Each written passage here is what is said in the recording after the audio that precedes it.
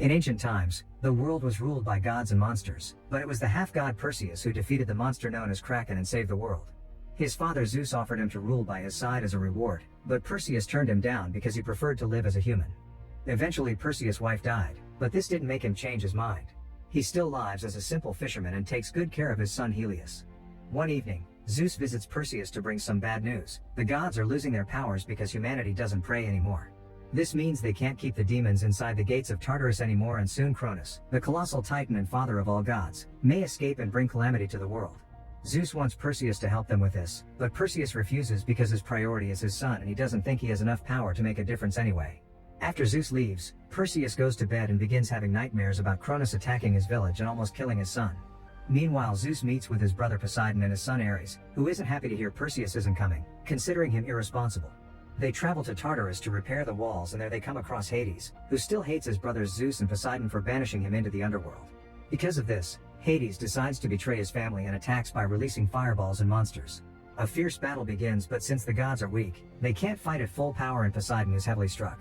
Zeus is distracted by his brother's loss and Ares takes the chance to knock out Zeus to join Hades instead. Then Ares steals Zeus' thunderbolt to become more powerful. At that moment, a bunch of chimeras climbs out from the underworld to attack humans all over the world.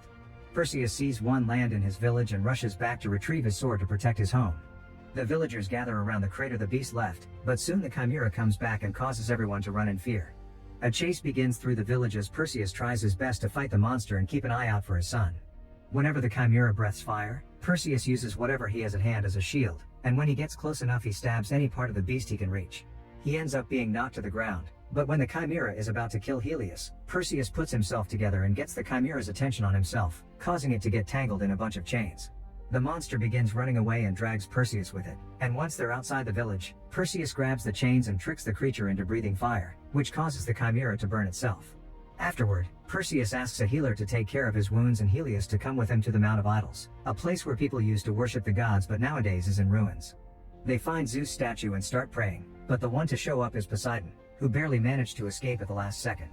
He tells Perseus about the betrayal and that Zeus has been captured, so Perseus must find Poseidon's son Agenor, who is with Queen Andromeda, and together they shall look for the fallen god Hephaestus, who has the key to defeating Kronos. Then Poseidon asks Perseus to give his son his trident before he dies. In the meantime, Zeus is chained up in order for Tartarus to absorb his powers and use them to free Kronos. Ares uses the moment to explain he hates his father because he's always had clear favoritism for Perseus, who insulted the gods by preferring to live as a human. Kronos has promised Ares and Hades immortality if they free him, but Zeus thinks it's all a lie to get them on his side. Back in the village, Perseus finally accepts he needs to fight, so he says goodbye to Helios, who gives his father a dagger he made himself. Then Perseus calls for his black Pegasus, who takes him high in the sky. This allows him to find Queen Andromeda's armies, who are getting ready to fight near the entrance to the underworld. The archers attack Perseus when they see him fly by, but they quickly put their weapons down when they realize this is the hero that defeated the Kraken. While everyone kneels to him, Perseus reunites with Andromeda and tells her everything, including the fact they need to stop praying to Ares or they'll summon his presence. Andromeda accepts to help and takes Perseus to see Agenor, who is in jail for being a liar and a thief. Perseus explains the situation and Agenor turns him down, not wanting anything to do with the gods that abandoned him. However, Perseus points out this could get him freedom, so Agenor asks for a royal pardon, gold, and a boat in exchange for his help. Andromeda accepts to give it all to him for the sake of humanity. Later on Agenor's new boat, Andromeda learns that Hephaestus was the one that made Poseidon's trident, Hades' pitchfork, and Zeus' lightning bolt. If they put those three together, they can form the Spear of Trium, the weapon the gods used to defeat Kronos the first time. Hephaestus lives on the island of Kale, which was never found, but Agenor swears he knows how to get there. Perseus accepts to free him from his chains and hands him the trident, which Agenor immediately sticks in the boat to guide it to the island. When they make it to Kale, they realize there are hidden traps everywhere. Andromeda's guards want to pray to Ares for protection, and Perseus has to remind them that Ares isn't on their side anymore. The group tries to be careful, but Agenor still walks into a wire and gets captured inside a trap. While they discuss how to get him out, the trap is suddenly taken away by its ropes, and Perseus tries going after it only to find a tree being thrown at him. Perseus quickly dodges it and is shocked to discover a Cyclops is behind all this. Andromeda's team tries to help him, but a second Cyclops shows up and begins killing the soldiers. Andromeda hides with her guard Corina, who tries to pray to Ares and Andromeda has to shut her up.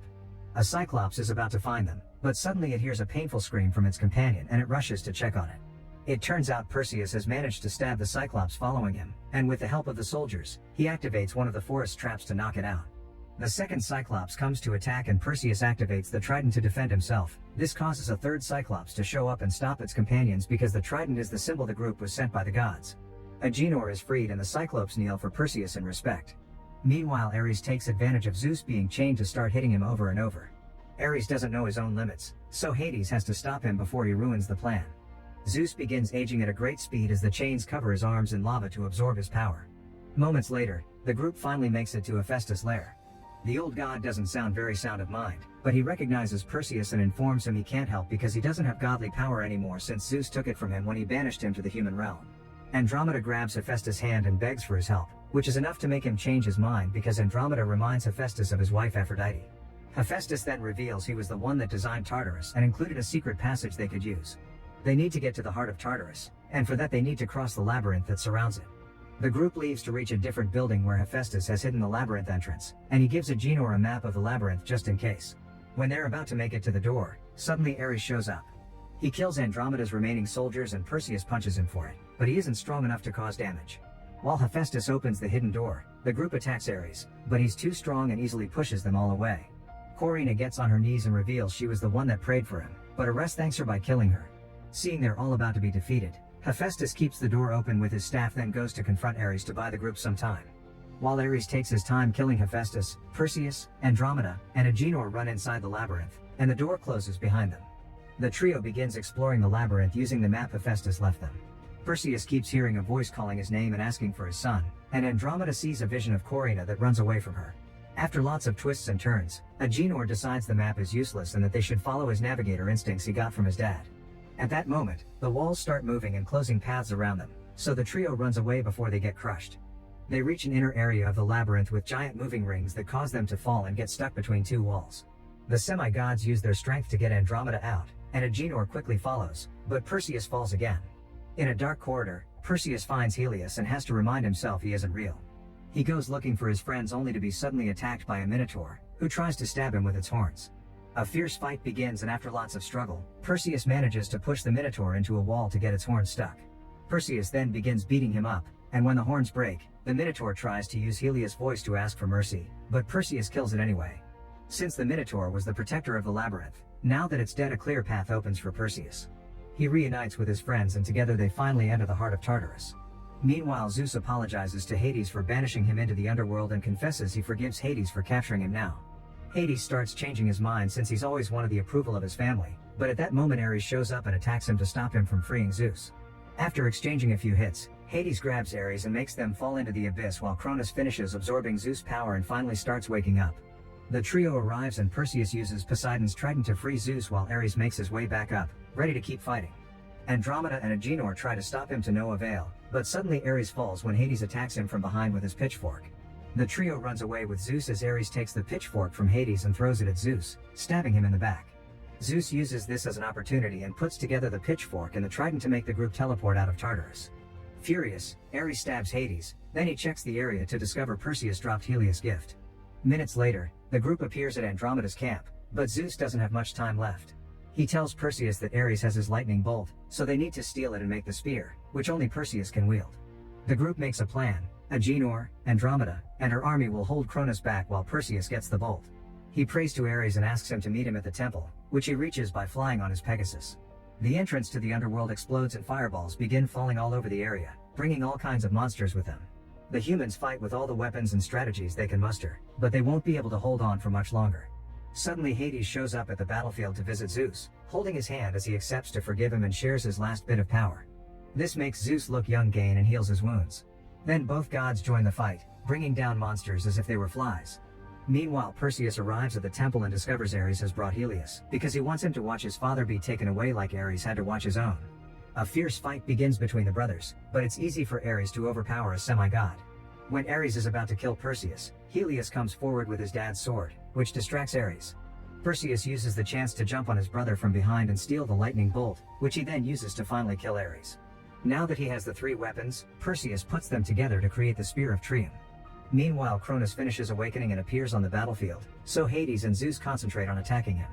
Their power is weak and can't do much, thus Kronos ignores them to start destroying the area instead, shooting lava all over the place. Perseus arrives on his Pegasus, but he can't come closer to strike because of all the raining lava. Hades and Zeus put their powers together to land a good hit on Kronos and give the chance Perseus to fly closer. This enrages Kronos and causes him to hit the land to send a powerful wave toward the gods. Zeus pushes Hades out of the way and puts up a force field, but he isn't strong enough and gets hit back. This distraction is enough for Perseus to dodge Kronos' last lava wave and flies directly into his mouth to stick the spear directly inside his body. The plan works and Kronos explodes until nothing but ash is left behind. The army celebrates and Andromeda is glad to see Perseus flying back alive. Afterward, Perseus reunites with Zeus, who mentions the era of gods is over and thanks Perseus for his help. Since Hades can't buy him any more time, Zeus dies in his son's arms. Then Hades announces he's powerless now, so he'll have to start a new life. Moments later, everyone at camp begins taking care of their wounds. Agenor bonds with Helios because he wants to be a good uncle, and Perseus approaches Andromeda to kiss her. When father and son get a moment alone, Helios admits that after seeing war, being a fisherman doesn't seem so bad. However, Perseus wants him to be ready for the future and decides to pass on his legendary sword.